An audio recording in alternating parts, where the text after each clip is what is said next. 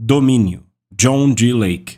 Tradução, adaptação e leitura, Tiago Samico. Soso Produções, 2017.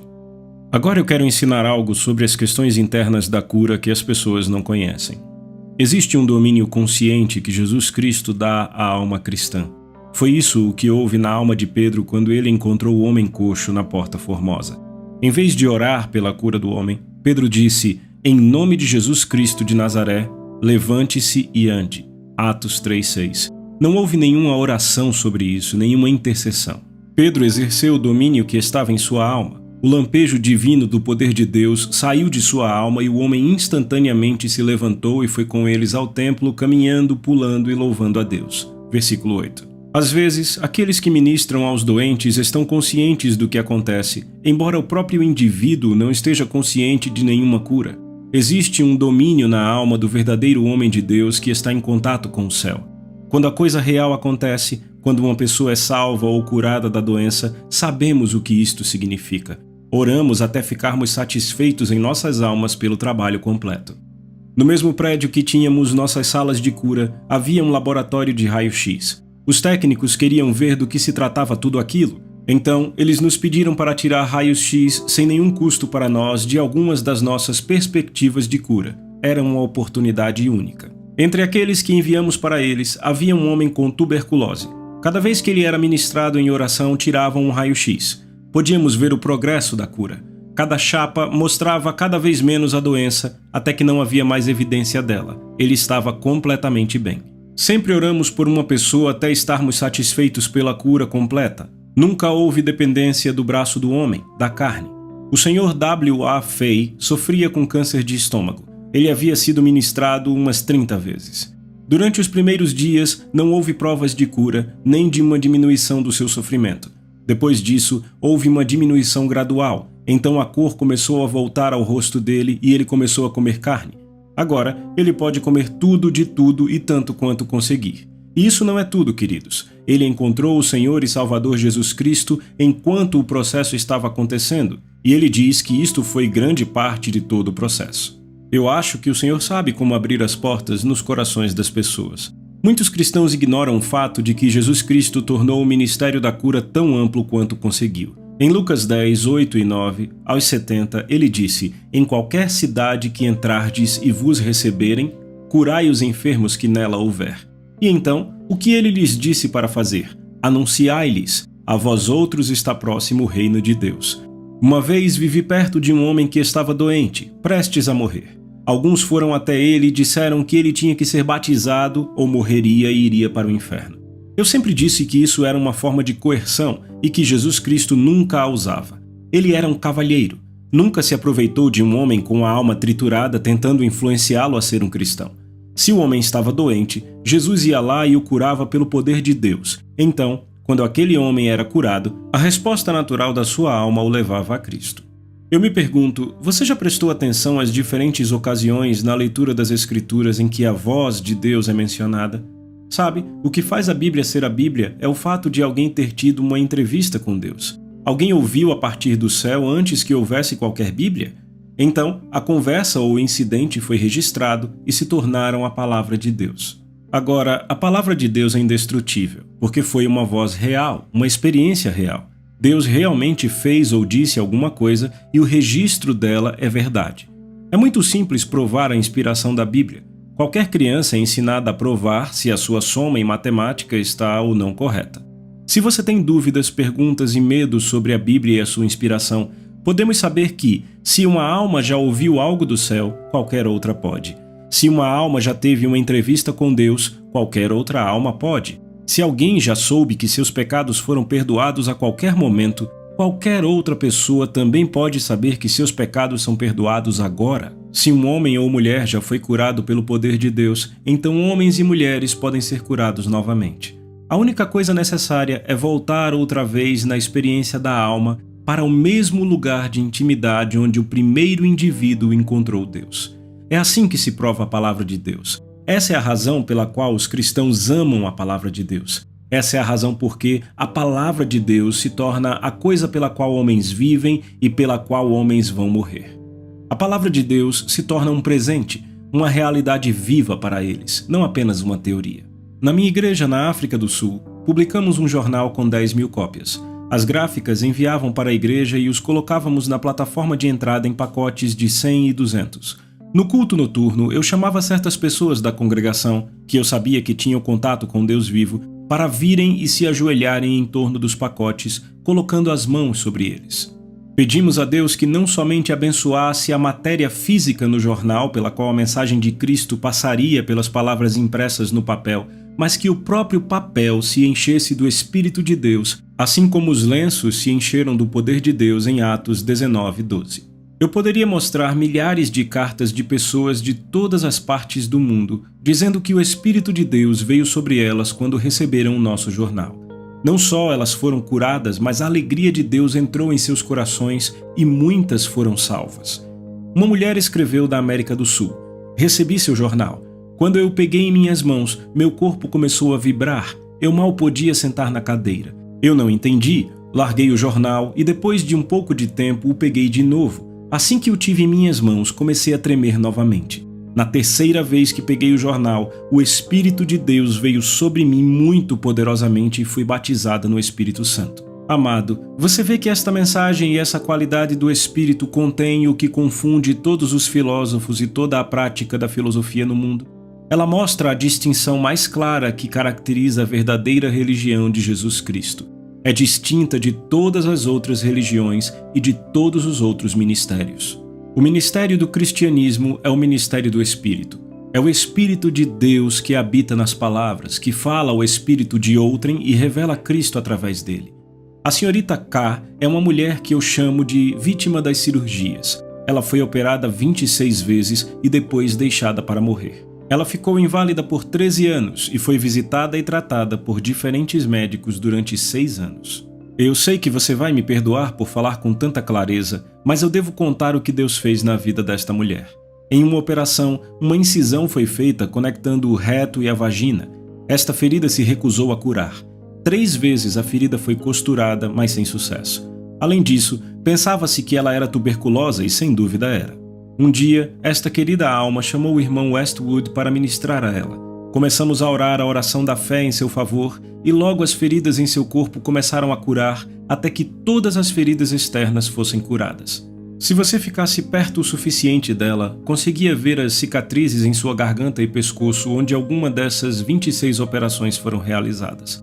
Agora eu quero que você veja o poder de Deus. Quando ela descobriu que a incisão retal não se curou, isto se tornou uma questão especial de oração. Logo, seus intestinos pararam de funcionar e ela ficou sem atividade intestinal durante 28 dias. Pense nisso. Se tal coisa ocorrer em sua vida por 3 ou 4 dias, você acha que vai morrer. Observe o propósito de Deus. Durante esses 28 dias em que não houve atividade intestinal, a ferida se curou. A senhorita K foi ao lado sul da cidade para fazer alguns trabalhos, mas enquanto trabalhava, ela ficou inconsciente devido aos gases pressionando o coração e os pulmões. Um médico foi chamado. Em seu exame, descobriu que a incisão estava perfeitamente curada, mas durante o longo período de tempo em que a extremidade inferior do reto não havia sido usada, ela se aderiu. Agora, de acordo com o médico, ela não poderia ter movimento dos intestinos até que fosse operada. Eles estavam prestes a levar a senhorita K para o hospital, quando ela ficou consciente e disse: "Sem mais operações para mim, mesmo que eu morra. Eu entreguei meu corpo, minha alma e meu espírito a Deus." Então eles a levaram para casa. Ela desceu ao templo para ensaiar as crianças para a peça de Natal. No caminho para casa, ela desmaiou na rua e foi levada para o hospital de emergência. Eles a examinaram lá e corroboraram a declaração do outro médico. Eles estavam prestes a levá-la para o St. Luke quando ela ficou consciente e disse: "Não, senhor, sem operações para mim, mesmo que eu morra." Quando eles perguntaram o que ela queria fazer, ela disse que viria à minha casa. Isso foi no sábado, 27 de novembro. Na tarde de domingo, 28 de novembro, ela estava sentada na plateia. À medida que a oração estava sendo realizada, ela disse que parecia que uma mão era colocada em seu corpo, no abdômen, e outra mão em sua cabeça. Então, uma voz disse: "Você está curada." Ela deixou o salão e ficou perfeitamente normal, e permanece uma mulher normal desde então. Amados, as pessoas que se opõem a este ministério e não entendem isso dirão: "Tudo bem, nós sabemos que Deus faz coisas como estas em ocasiões especiais, mas são casos especiais." Paulo teve um espinho na carne? Ele orou por 3 vezes para ser curado e o Senhor disse: Paulo, minha graça te basta. 2 Coríntios 12, 9. E ele não foi curado. Quem disse isso? Quem lhe deu esta interpretação? Você ouviu a voz de Deus ou está repetindo a antiga fábula que vem da teologia há 100 anos? Você não vê, amado? Este é apenas um dos muitos truques que os antigos ardilosos teológicos usam para se afastarem da responsabilidade de orar a oração da fé que salva os doentes. Meu Deus, a igreja passou muito tempo tentando se esquivar desta questão da cura. Eles vêm com essa história do espinho na carne de Paulo. Paulo disse: escrevi esta grande carta com minha própria mão, Gálatas 6:11, e eles interpretam isso para dizer que ele tinha visão ruim. Quem disse isso? Em outra ocasião disseram que amavam tanto Paulo que arrancariam seus olhos por ele. Eu acredito que eles teriam cortado a perna ou o braço direito também, se isso trouxesse algum bem a ele. Mas nenhuma dessas coisas quer dizer por um momento que havia algo errado com a sua perna, seu braço ou seus olhos. Paulo orou 3 vezes. Nas 2 primeiras vezes, ele não estava consciente da resposta.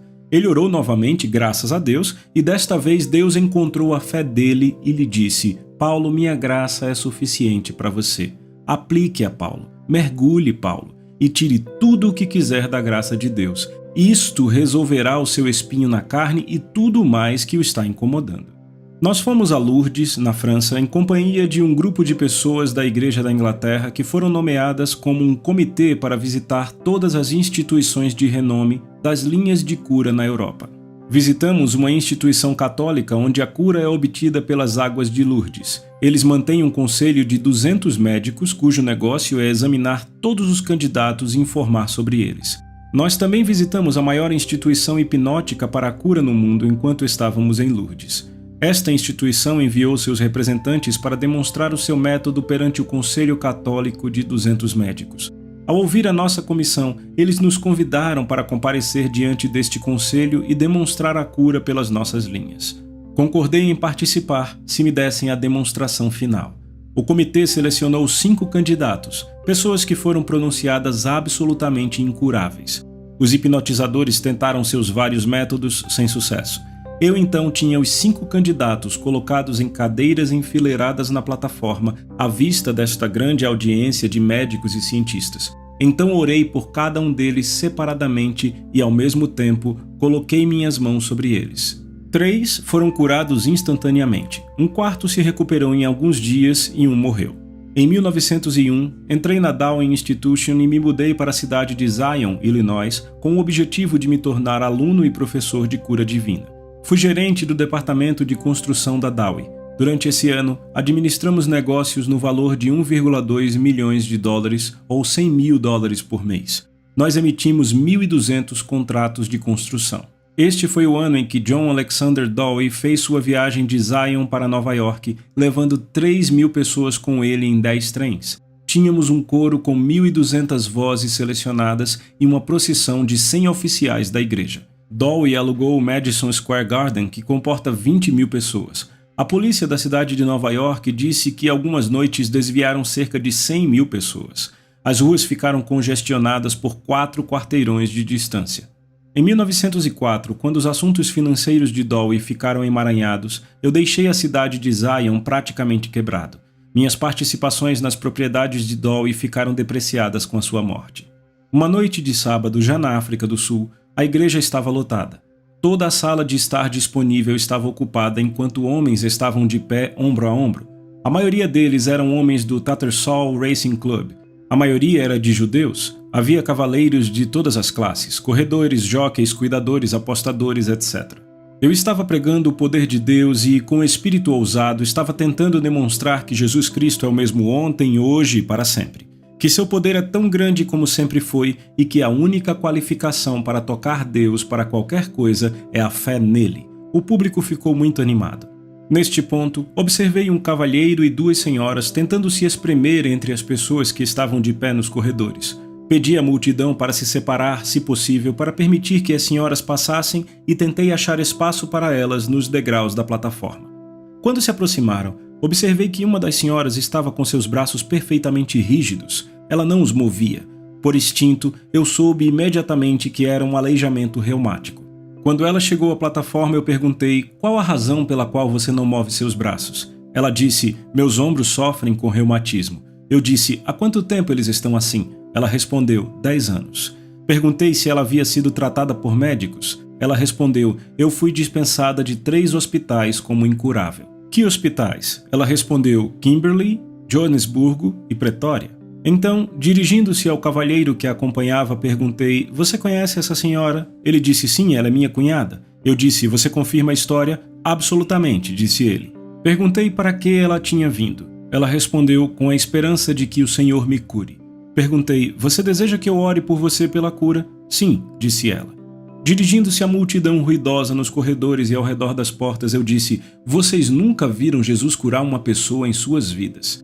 Vocês não sabem nada sobre este assunto. Vocês nunca testemunharam uma exibição do poder de Deus e, portanto, deveriam considerar um momento suficiente para se manterem quietos, confessarem sua ignorância sobre tais assuntos e aprenderem. Eis o que eu quero. Escolham 2 homens do seu grupo e mandem virem e verem por si mesmos se os braços desta mulher estão rígidos como ela afirma. Aguardei que eles fizessem a sua seleção. Finalmente, apresentaram 2 homens. Um era um barbeiro, um cavalheiro muito inteligente, descobri depois que era americano.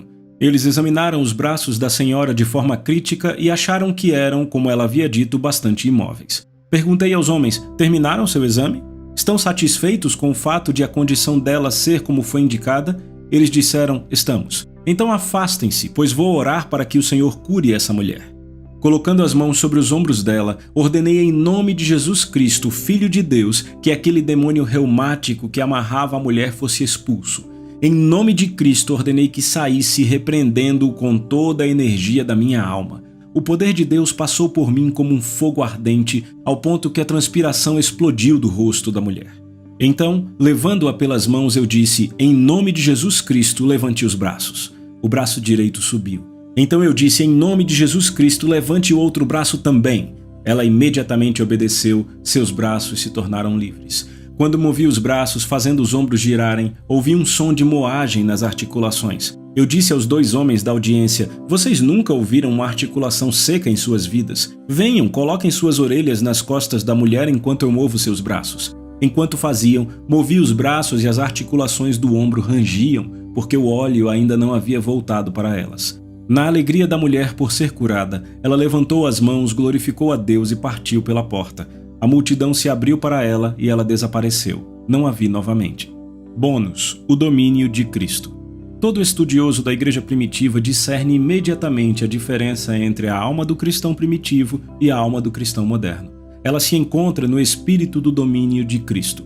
O Espírito Santo entrou na alma do cristão primitivo para elevar sua consciência em Cristo, para fazer dele um mestre. Ele feriu o pecado e o fez desaparecer. Ele expulsou demônios, um lampejo divino da sua natureza se sobressaiu e expulsou o demônio. Ele colocou as mãos sobre os doentes e o poderoso Espírito de Jesus Cristo inflamou-se dentro do corpo e a doença foi aniquilada. Foi ordenado a ele que repreendesse o diabo e o diabo dele fugiria.